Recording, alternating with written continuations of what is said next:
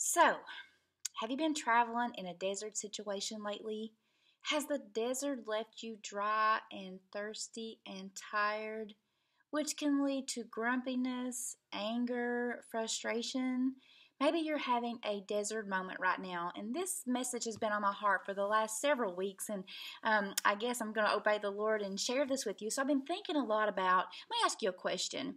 How many of you maybe drink coffee and maybe remember the first time that you tried coffee and you didn't like it, but today, yet many years later, you still drink it? Coffee's kind of got a bitter taste to it, and it requires we acquire a taste for it. So I've been thinking a lot about situations in our life that can sometimes make us bitter. And what I was bringing to mind was the Israelites, and they were always seemed like they wanted deliverance. They prayed for deliverance, and Moses came, and God decided to deliver them. But yet, the whole time that they were delivered from that bondage, they remained in the bondage of bitterness and complaining. Now, we give the Israelites a really hard time sometimes thinking about, I can't imagine God parting the Red Sea and you complaining. But yet, day after day, time after time, God shows up in our lives and does some miraculous things.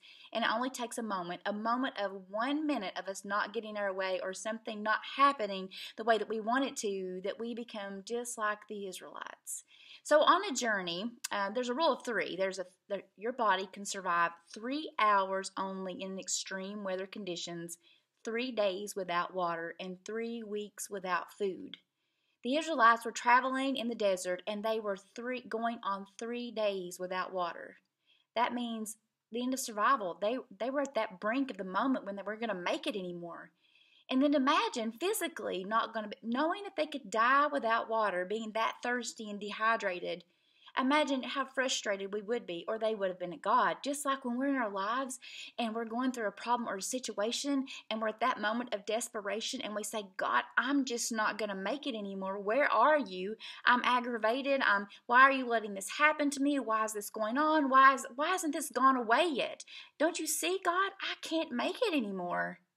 And at that moment, the last desperation, when the Israelites were coming up, they saw water in the distance. Have you ever been in that situation where you're going through this bitter moment and aha, there it is. You see it. You're looking back and you see the water is there, and you become just a little refreshed. But have you ever got to where the water was and you tasted the water and it was bitter? That's what happened to the Israelites. 3 days traveling, 3 days without water. They felt like that they were on the brink of death, of course. And then you get to the water, and can you imagine just scooping down and putting your hands up and tasting that bitter water? Maybe something like this. How many of you drink apple cider vinegar or have tried it? And maybe this is what you're drinking. So I want you to think about, this is the vinegar. I want you to think about sometimes in life, we park ourselves beside the bitter waters just like the Israelites did at Marah. And after a while of dipping your toe in that pool, the bitter waters of Marah, it is easy. It is easy to stay bitter. It is easy to just acquire a taste for bitterness. Now I'm going to take a drink of this, and I want you to look at my face, okay? I want you to look at my face when I drink this. Are you ready? Oh my goodness. My throat's burning. It is horrible. Sometimes when we decide to stay, beside the bitter waters, that's what our face looks like. The aftertaste in our palate, the burn down our throat. And that is what other people see on us. They see that bitterness on our face. And I wonder, what do we taste like when we leave people? What is the aroma that we leave behind? Are we leaving behind the bitter taste of what happened to us in life? Or we become so focused and so accustomed to being bitter that we don't know how to be better anymore? Well, in the Israelites, I'm going to share with you this really quick here. In Exodus 15:22 through 27, it just says that, so Moses brought Israel from the Red Sea, reminding you that the Red Sea had parted, okay? And then they went out into the wilderness of Shur.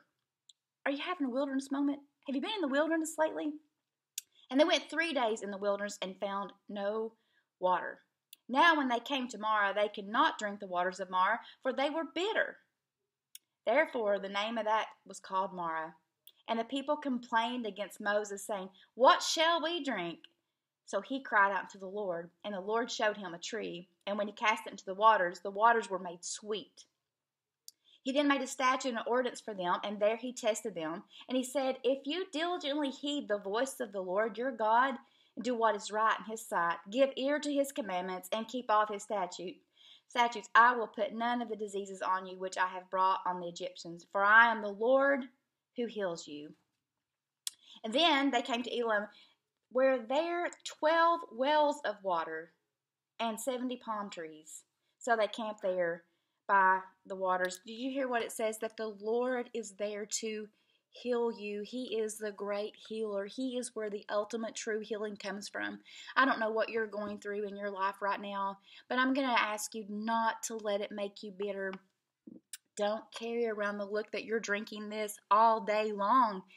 We need to embrace ourselves. We need to reach out to God. He is the one who is able to make the bitter water sweet. And you know what was really amazing is as they traveled on, they got past the bitter waters. They got past that, and that he provided the 70 palm trees and the 12 springs of water overflowing.